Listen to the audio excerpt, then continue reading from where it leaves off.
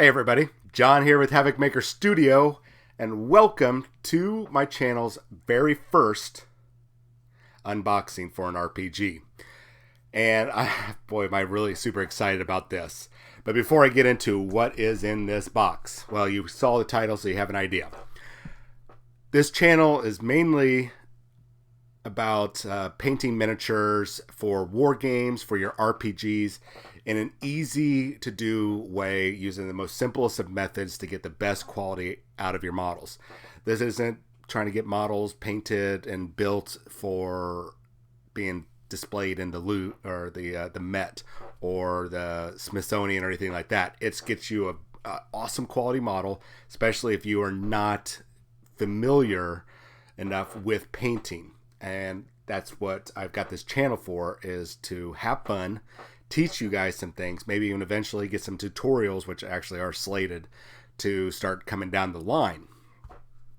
And now that this channel's established, I can start delving into RPGs, which is my second passion next to the hobby aspect of miniatures.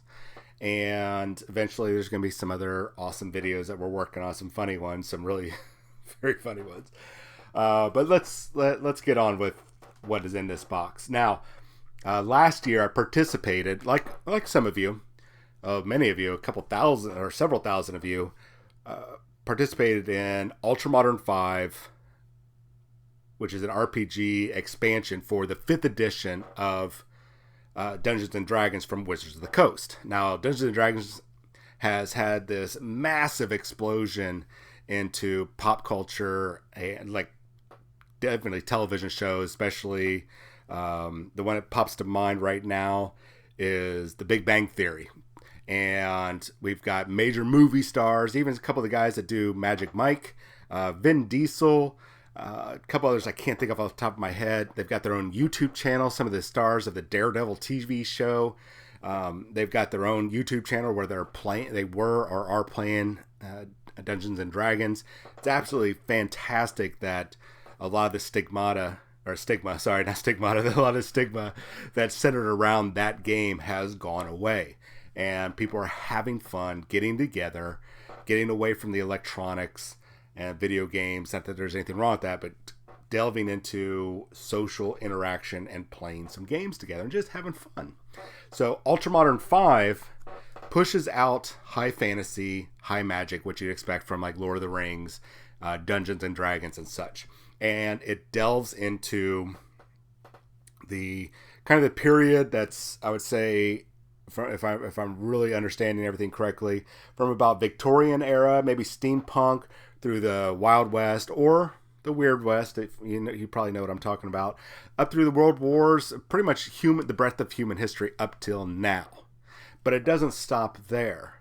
It allows you to game into the near future, to like cyberpunk style. So if you're a big fan of, say, Ghost in the Shell or Cyberpunk 2077, fantastic RPG and going to be a fantastic game from CD Projekt Red.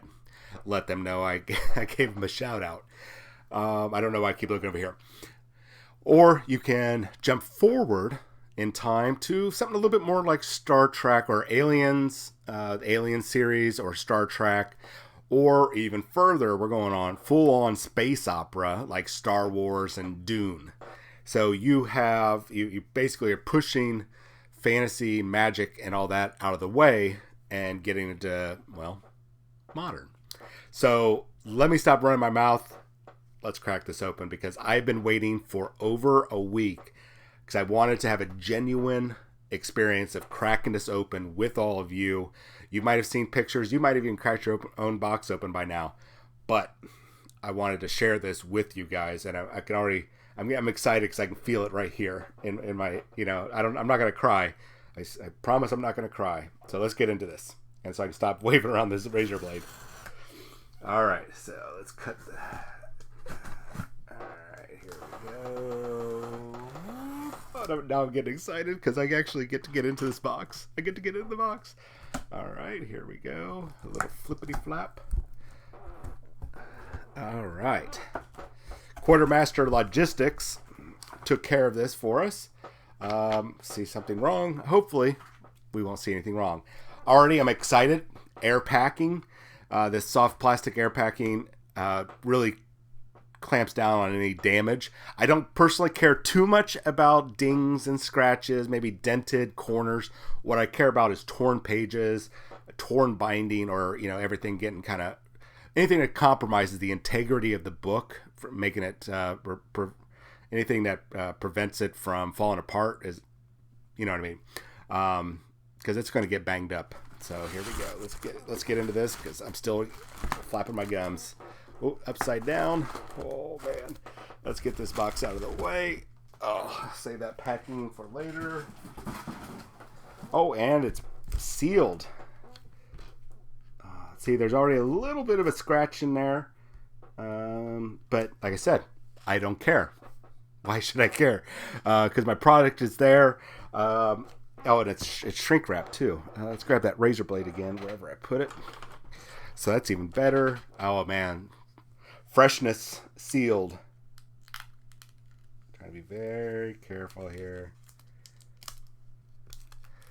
Oh man. Now before I crack open the box, I want to just go ahead and do a quick check to see if there's any major physical damage like I was talking about. So, and high quality. Tell you what, Deus Ex Machina, or Chris Diaz, is the main creator for this. So, dude, hands down, you are amazing. Oh, that scratch, what isn't there? It was actually on the plastic. So, binding, everything looks good. Oh, it's not even just glued. It looks like it's sewn binding. All right, before we look at everything, I've got to crack open the books. I love that sound of the pages cracking for that first time and the spine breaking, and that new book smell. Here we go.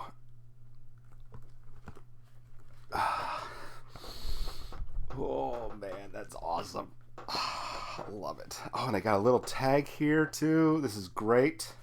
Okay. Oh man, the quality of the paper is already amazing. All right. So how I'm going to be breaking this down is I don't want to spend too long on the video.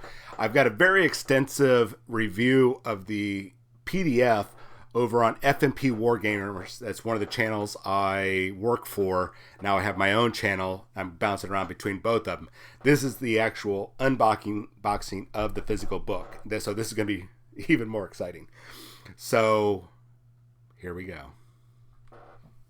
I'm going to try to give you guys a breakdown little by little. I don't want to spend an hour and a half reviewing everything, so bear with me. Here we go. Let's scoot this over. Love the quality of the cover. Love it, love it, love it, love it. That's the artwork that we all voted for, and whoo boy.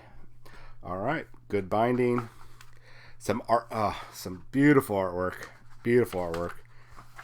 And the quality of this paper, very. I don't even know what kind of paper it is, but dude, Chris. Spot on. Okay, so this book is beefy, coming in at 384 pages. That's single pages, but it's double-sided, so that's really 768 pages from start to finish.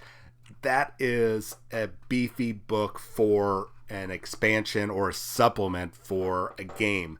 So before we keep going further, if you've already got Dungeons & Dragons, the 5th edition Player's Handbook, that's all you need. If you happen to have a Dungeon Master's Guide, Monster Manual, even better. That's more extra stuff that you have. But if you have a Player's Handbook, just get this book. You're done. Because it will not have, based on the licensing agreements that Wizard of the Coast has for the 5th edition, you can't publish the rules. But you can build upon them.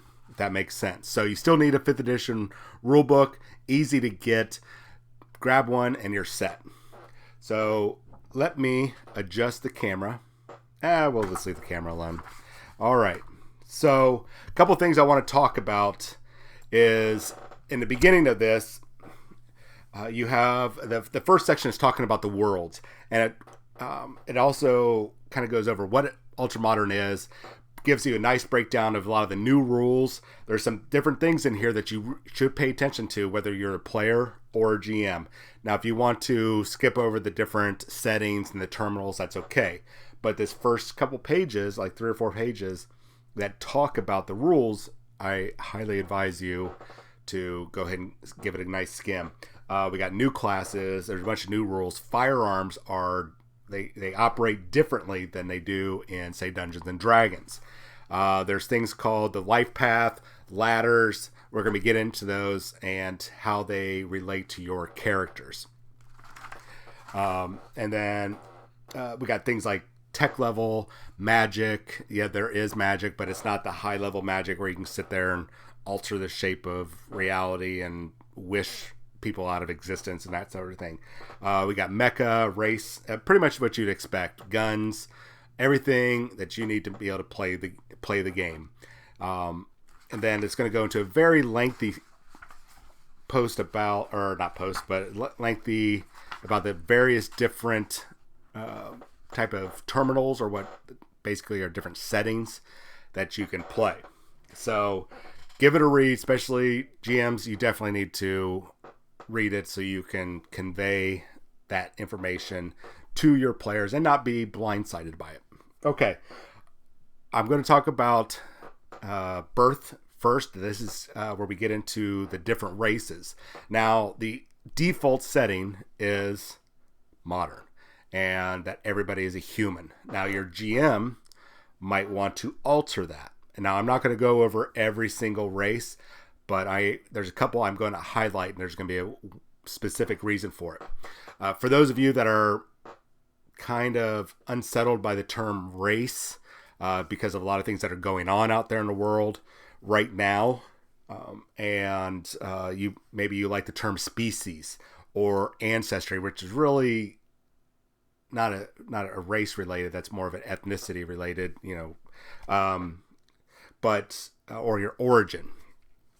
What they do here is give a nice forward on why they chose, in this instance, to go with race versus, say, species or ancestry or everything else. It really makes a lot of sense, and I'm not going to get into it. But just give it a good read. It should settle a lot of people's maybe being put off from it. So we do have a variety of races in here. We have a variety of alien races. So there's 2, 4, 6, 8, 10, 11 races in here. And several of these races have multiple variations. Of one particular one would be, say, let's go to the splice. This is basically human genes that are mixed with animals, different animals. And so now you are human with animal components spliced in.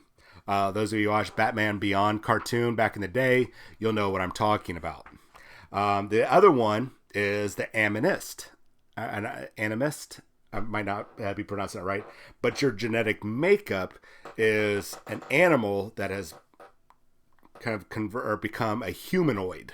So maybe you're like a bear, a humanoid bear. Does that make sense? There's a couple other ones.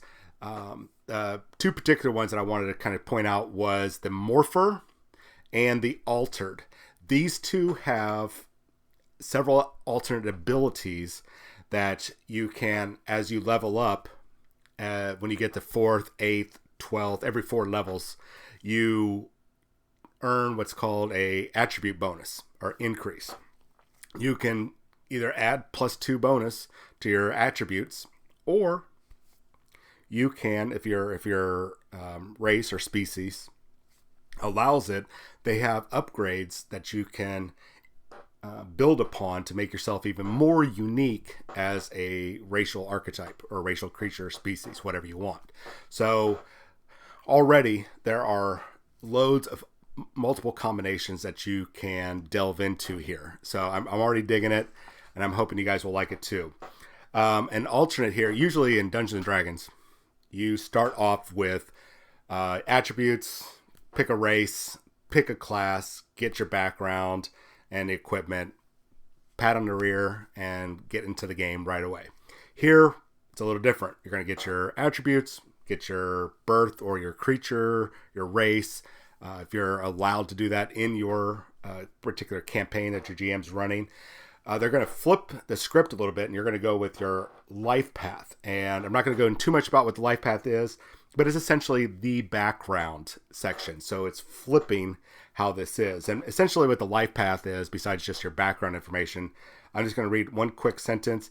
It may not be about where you are, but where you came from. Even then, you are not easily categorized by a single word, title, or background. Your life until this moment cannot be summarized with a single sentence. And that's why I had to read that. So it's basically who you are.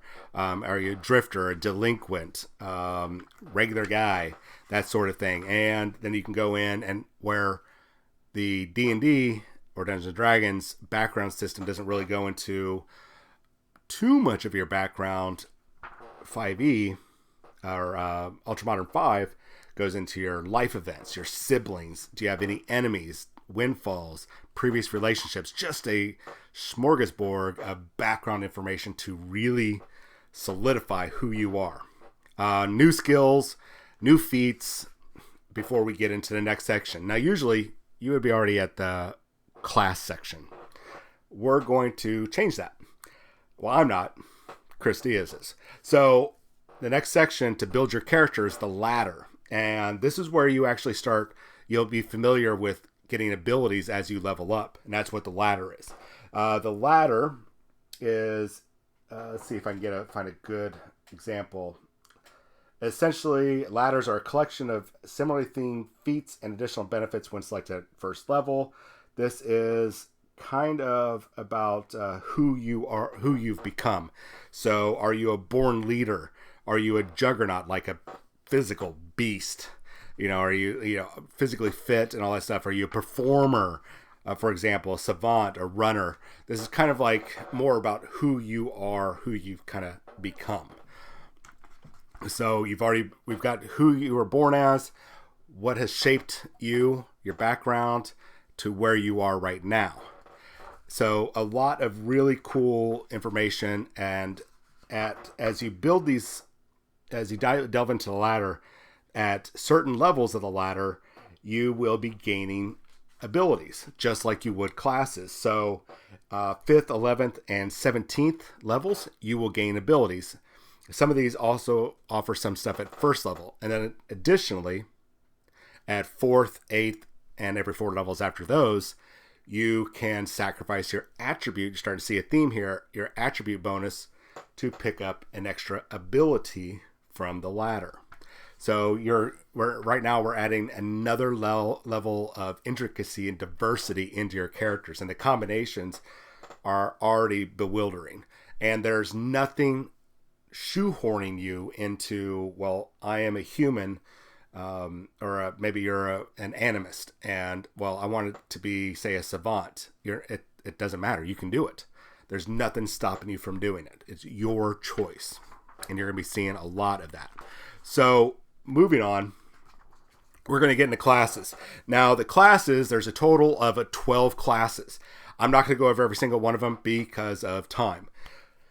So I'm just going to highlight a couple of my favorites, and I want to give a word of warning that do not assume that these are simple reskins of, say, a fighter or a thief, wizard. They are not. These are completely unique, but when you're playing any role-playing game, there's going to be overlap. There's going to be a guy that's good at fighting. There's going to be a guy that's good at being sneaky. It's going to happen. So my first favorite is the civilian. It sounds weird, but he is the Joe Schmo, the everyman or woman. He is the John McClane. Even though John McClane was a police officer, he was just a regular guy. No superpowers, no special forces training. He is just a regular guy visiting his wife at Nakatomi Tower. And he got through all that and all the other misadventures that he had in the later series through skill and luck. And that's where the civilian comes in. He is built upon being very lucky and using a lot of skills and abilities. He doesn't have special forces training, like I said, or superpowers. He's just has a knack for getting by. The other one I wanted to point out, let's see if I can just jump to it real quick, is the martial artist. There we go, the martial artist. I'm going to tell you right now, don't think of the martial artist as a version of the monk. Most certainly is not the monk, not that spiritual warrior that you see in Dungeons & Dragons. This is more along the lines of an MMA fighter, a kung fu master, maybe the Karate Kid. I don't know what you want to think of, or video game characters. Yeah, what I like about this is that you can really customize with the different forms and different abilities and archetype features that can overlap with each other. And one of the cool things is you can do combo attacks and have a finishing move. I'm going to leave it at that. Combo attacks, finishing move. All right, so I'm going to jump forward a little bit more. So we got 12 classes, but there's only 11 listed in the class section. So where's the other ones? We're going to get there. The next up is the archetypes. Now this is where I want to kind of do a real quick recap. Any race can have any background, can have any ladder, can have any class. Some of them have better synergy, but you don't have to do the most synergetic. You can just pick what you want and have fun. Now we have archetypes. At 3rd level in Dungeons & Dragons and in Ultramodern 5, you can get an archetype as long as it fits into your campaign setting like everything else.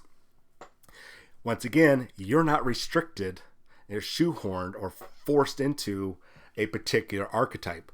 Dungeons & Dragons, well, if you want to be that type of archetype over there, that like a druid or a paladin, you've got to be a paladin or a druid. You've got to be that class to get that archetype. Here, it doesn't care. It does not matter. You can do what you want and mix it up. Now, they are very nice enough to go, hey guys and gals, if you're interested in being synergetic and how, something that's going to really work well with your current class, we give you some synergy. Like, for example, the anti-hero. Think like synergy would be the face, infiltrator, the grounder, and the sniper class. Those are synergetic. They're going to have abilities that complement each other.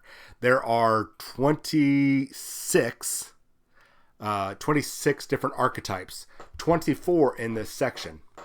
And you notice I've brought that up before. So we're going to go real quick over gear. This has gear from lowest tech level. We're talking like pretty much clubs and swords, all the way up to phase plasma rifles and quantum inducer reversal guns or nail guns or rail guns, pretty much wherever you want. And they break it all down by tech levels. So right now, modern day, right here, right outside your door, we're tech level 2. Maybe a little bit forward, maybe a little bit behind, but we're tech level 2. And there's even a section in here that talks about cost. So if you are wanting to do, say, tech, if you're worried about, hey, we're tech level 3, but I want to buy this tech level 2 pistol, why am I paying full price? Shouldn't it, where I'm doing a 9mm pistol when I can have a laser pistol? Why should I be paying full price? Well, you can reduce it or increase it depending on what you want to do. They have a nice section about that. That's all up to your GM. So we got, in this section, we've got tech level. They talk about the variations of weapons and armor and how they apply in Ultramodern 5 versus Dungeons & Dragons. New weapon properties, special weapons, ammunition, new melee weapons, armor, various different types of shields, and gear. Lots of gear. We love gear. But also gear that upgrades your armor and your shields and your weapons. So you want laser scopes, trauma plates, suppressors. It's in here. You can really customize. They got cybernetics, vehicles, ground vehicles, air vehicles, and modifications for all those. It's all in here. And if you don't find something you like, just find something close and adjust fire. Just adjust the rules. The next section is, I really can't go too much because it's a very in-depth section to go to. But if you want to run a mecha campaign, starting at first level, put your characters in a mecha, you can do it. And the mechs and the characters gain experience separately. They can be upgraded like ridiculously, like the size, ability scores, the overall design, like actuators, legs, power plants, sensors, weapons, arms, hands, everything. Do you want it to be able to transform everything if your GM, Game Master, or DM, Dungeon Master, allows it? If it fits that campaign, it's in here. And it's very in-depth. So don't worry, GM's like, oh, I don't want my... I'm worried about my players having, a mech at first level. You don't have to. But if you want to, Chris has got you covered. And it's a very beefy section. It's about 20 pages long. So you're going to be all right, guys. You're going to be all right. Now, I did say that there is magic. This you don't have to use it as magic. If you want to say it's psionics, you can do it. Whatever you want to make it. Now, this section introduces different ways of using magic, and that's what we're going to use for terminology. You get a new attribute called Vigor, and your spells based off the difficulty, the DC values for resisting and whatnot. How you generate spells. Do you have any freebie spells that you can cast without having to memorize or spend energy? How you regenerate your energy, how all that works, it is in here. And this, they've got their own magic section for gear, all sorts of crazy things like the Union Cannon, the Combine Rifle, the Immortal. All these things are in here, plus consumables. Earlier I mentioned that there's multiple life paths, ladders, classes. Well, here's where we get to the rest of it. And it's pretty much a great thing that they went ahead and waited to put that in this section, because it's a lot of information to put up front when the game is surrounding Ultramodern or Modern. So if you don't want to include magic, it's its own section. You don't have to worry about your characters wanting to play a magus or a magic gunslinger or anything like that.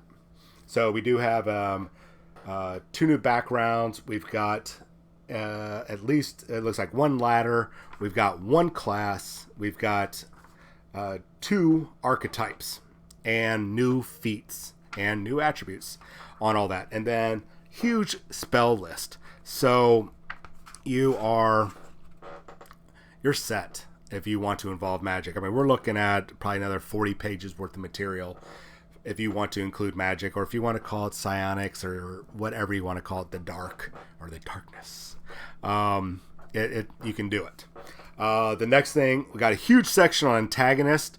So if you don't have a Dungeon Master's Guide, you don't know what to do, we got you covered. Demons, drones, animists, your basic human beings. So if you're like, can I use humans? I don't want to have to sit there and make my own templates. You're covered. All their own weird creatures that tie into the various settings that they talk about in the beginning of the book and in the back of the book. So you're covered. You've got a very robust section of creatures. It looks like 80 pages worth of... Oh, wait, is that the right one? Yeah, about 80 pages of creatures. So that's a lot. That's an awful lot. This is right here is the shiny moment. We're almost done. Thank you for bearing with me. Before I dive in, if you could do me a huge, huge favor, drop down below, hit subscribe, hit thumbs up or thumbs down, preferably thumbs up. I'd really prefer the thumbs up, but if you have to hit thumbs down, no problem. And leave a comment on the video. That way I can know that you guys are enjoying the content. And if maybe you want to see me review an RPG that you have been interested in, I will get it. I will review it and hopefully make your day. So the next section is probably one of the shining crown jewels of this book. Ultra Max. This is essentially hardcore mode, brutal or nightmare mode, or hopefully they're not going to come after me, but Ultimate Vault Hunter mode. If you want to play a difficult version of Dungeons and Dragons hardcore mode, where everything, I mean, it's ratchet up the lethality of the game. I would highly recommend using Ultramax. And if you use Ultramax, please from bottom of my heart, please do not just spring it on people that are not familiar with playing an RPG, because you are really going to be putting them up against the wall. It is a definitely hard mode. I would recommend some veteran players who have at least played for almost a year, or 6 months to a year, because that's about 24 to 52-ish sessions, so they should have some experience with it. What's different about this is pretty much how you do combat is changed with injuries and wounds. You don't have as many hit points. Your armor is not armor class, but how much it can reduce. Changes to several classes, class abilities, ladder abilities, and whatnot. And even specialty, the archetypes, they get changed with this. I'm trying to leave you trying to tease you a little bit, because I don't want to delve into it too much, because I'm running short on time, and you really need to experience it yourself, and I don't want to rob you of the, oh my god, we can do what? Next part is kind of like your standard section. I know I just breezed over Ultramax, but it's something that you need to savor yourself. You don't want me rushing you through it. Take that bite and just enjoy the flavor of Ultramax. So most RPGs have a section about adventuring that talks about setting up campaigns, the different types of campaigns, how to set up a story, tables for, like loot drops. Like right here, we got tons of loot drops and they all have different tech levels. If you want to run games for like loot and shoot, if you're familiar with a lot of say PC games where it's like, well, this gun dropped and the gun is a brand name, and that brand name gun has random stat rolls, and we can do that here. Those 6.5 million or gajillion guns that what's it called? Oh gosh, Vault Hunter mode, or the Borderlands. You're gonna be able to do it here. All these charts break it down for you.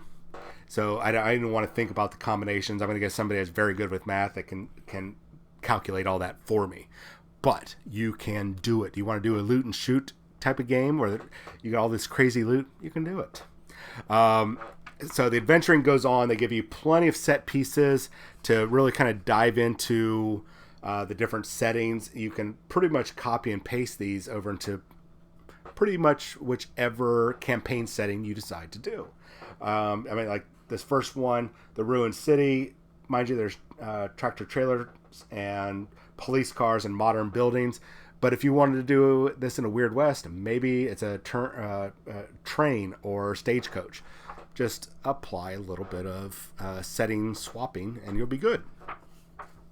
Now, they are very kind enough to include 2 campaign settings in here, though I would recommend heading over to their website, or at least look at the Kickstarter for Ultramodern5, and you will see some of the settings that they got coming, like Apex and Affinity are the 2 top ones that spring to mind. The ones they have in here, the one that really caught my attention was Necropolis, near dystopian future. Humanity's on the back foot, near extinction from this evil force, that anti-skin, I believe that's how you pronounce it, or the Babadook, and humanity is trying to fight back. And whether it's humanity or the world, it's given certain people, you, the characters, the ability to fight against these creatures, this ultimate evil that's trying to just wipe out humanity. And it gives you pretty much the background that you need for what is going on in the world, the different how the world has kind of been reshaped, the different major countries, major events that have gone on, the different types of people, PC glossaries, and even a couple starting adventures. It is really awesome that they included this, and it's once again a beefy section. We're looking at about 30 some odd pages worth of background material that you can easily build upon. And we're not done there, but we're almost done with this review. The last one I want to talk about is one of their other campaign settings called Threshold. Think Alien, or the Alien series, or toss in for those of you that are brown coats out there that love, whether you just saw the Serenity movie or you're familiar with, oh gosh, what's it called? Why am I drawing a blank now? Oh my gosh. Captain Malcolm Reynolds. Firefly. Oh my gosh. Totally got sidetracked there and my brain died. Think you're exploring, you're mining, you're space truckers hauling cargo from different systems. So it sounds a little boring at first until you start encountering the outer dark, the creatures that we weren't aware that were out there, out in the blackness, out in the void. And it becomes kind of a sci-fi horror game that your characters can participate in. And it is, right now, it's really cool. I'm starting to dive into it because I've already done a review on the Alien RPG from Free League, and this I already like this better than that game. Even though that game does have a scary, lethal vibe to it, this sets it up perfectly, especially if you're more familiar with 5th edition rules for Dungeons & Dragons. Dude, you're set here. So, in the back here, I'm not going to go too much into it. Once again, you'll notice that I said that a lot. We got lots of map tiles that you can photocopy if you want. And then that is it. That is it for Ultramodern 5. I know that's a very quick review, and I appreciate everybody that's kind of stuck around with me on this. I'm going to highly suggest that you take a look at this. Just Google it. You'll find it. Give them a shout out. See if you can, they might even still have a backer kit available, or check with your local stores. I believe you can get it on Drive-Thru RPG. It should still be up. And you're going to just look for this, Ultramodern 5, because there's Ultramodern 5 and Ultramodern 5 Redux. I'm just going to be butchering that. So look for the newest one that has come out, because there's 2 Ultramodern 5s. There's the previous one, and then there's this now revised one that is absolutely gorgeous. So do me a big favor. If you like this content, if you liked what I've gone through over here with you for this RPG, or maybe you've already seen some of my painting videos that I'm starting to upload now to the YouTube channel that you're on right now, give it a thumbs up, leave a comment, hit the subscribe button, because the more I can grow this channel, the more content I can get and provide to you. And if you like what I said about this, or maybe there's something I got wrong, or you just want to say hi, what's going on, whatever, or you've got suggestions for future content, please, please, please leave it in the comments. Please, no matter what, leave it in the comments, give it a like, give it a subscribe, and I will do everything I can to get the RPG, which I'm already going to love the fact that I get to go grab a new RPG and review it for you. So, with that said, my name is John. This is Havoc Maker Studio. I truly, truly appreciate everything you guys have done for helping me grow the channel here and over at twitch.tv/HavocMaker_studio. Just in the spelling right below. I really appreciate it. You guys have a wonderful day, and I'll see you real soon.